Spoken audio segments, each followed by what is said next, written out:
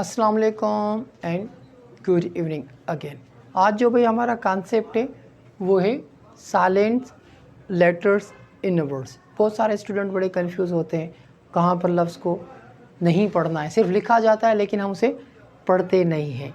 तो ये basic concept है भाई, और ये अगर आप एंड तक ये वीडियो देखेंगे इंशाल्लाह जितने ही मैंने लेटर्स लिखे हैं साइलेंट्स वो आपको समझ में आ जाएंगे।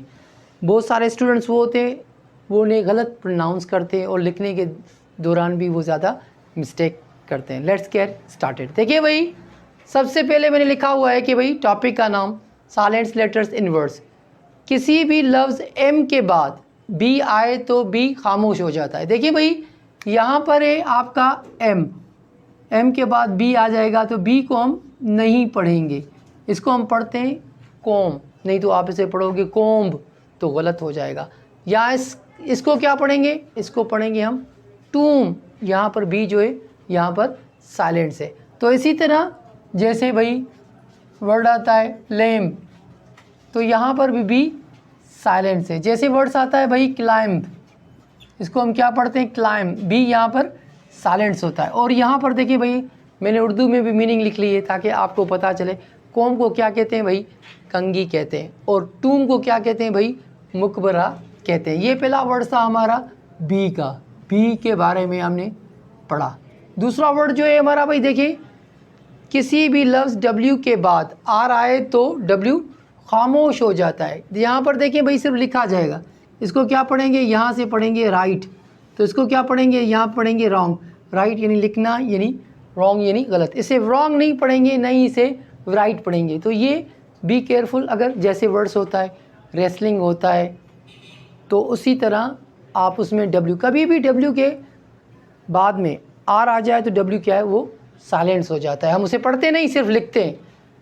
तीसरा है भाई, किसी भी लफ्ज़ के बाद एन आए तो के क्या हो जाएगा, खामोश हो जाता है, साकिन हो जाता है। यहाँ पर देखिए भाई जैसे इसको हम क्या पढ़ेंगे, इसको हम पढ़ेंगे नो। बहुत सारे स्टूडेंट होते हैं वो से पढ़ते हैं नाव, नाव नहीं होता है भाई, ये होता है नो। नो यानी जानना। ऐसे बहुत सारे वर्ड्स होते हैं, जैसे नो हो गया। तो यहाँ पर मैंने दूसरा वर्ड्स लिखा है, देखिए भाई नी, नी में भी क्या है कि साइलेंट से। इसे आपको डिक्शनरी आप जब खोलेंगे तो उसमें आपको बहुत सारे ऐसे वर्ड्स मिलेंगे। एक वर्ड होता है नाइट, जैसे KNAGHT,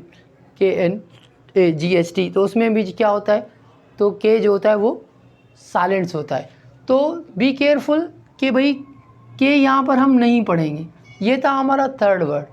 चौथा वर्ड जो है भाई, किसी भी एल के बाद के आए तो एल खामोश हो जाता है। इसे हम क्या पढ़ेंगे भाई, इसे हम पढ़ेंगे टॉक। इस ये एल जो है खामोश, इसे क्या पढ़ेंगे वॉक।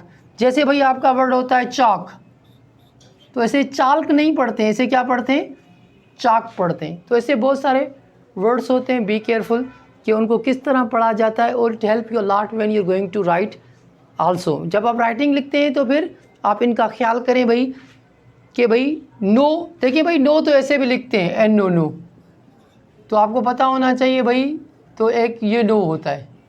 तो इसी तरह यहाँ पर जैसे भाई राइट लिखते हैं RIGHT राइट, तो ये सेम साउंड है, इसे हम होमोफोन्स भी कहते हैं, बी केयरफुल। तो यहाँ पर ये वाला राइट लिखना होता है, ये राइट इसे सही या हक कहते हैं। यहाँ पर देखिए नो यानी ये हमारा एडवर्ब होता है, नेगेशन को ज़ाहिर करता है, और यहाँ पर नो ये हमारा वर्ब है। बी केयरफुल, जब इस तरह भी वर्ड्स आ जाते हैं तो समझने की कोशिश करें कि भाई कौन सा आप नो लिख रहे हो या कौन सा आप राइट लिख रहे हो। मैंने कोशिश की कि भाई आपको ये छोटा सा कॉन्सेप्ट समझाऊं कि भाई साइलेंट वर्ड्स होते हैं कैसे हैं और किस तरह ने लिखा जाता है।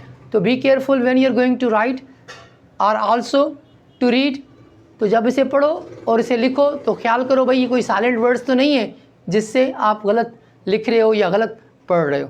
तो अगर आपको ऐसे अच्छी कॉन्सेप्ट अच्छा लगे और आपको साइलेंट वर्ड्स की पहली वीडियो ये अच्छी लगे तो आप मुझे कमेंट करें, इंशाल्लाह हम दूसरी वीडियो पर इस पर बनाएंगे। ये बेसिक कॉन्सेप्ट है, ये बड़ा इंपॉर्टेंट है लिखने के लिए भी और पढ़ने के लिए भी।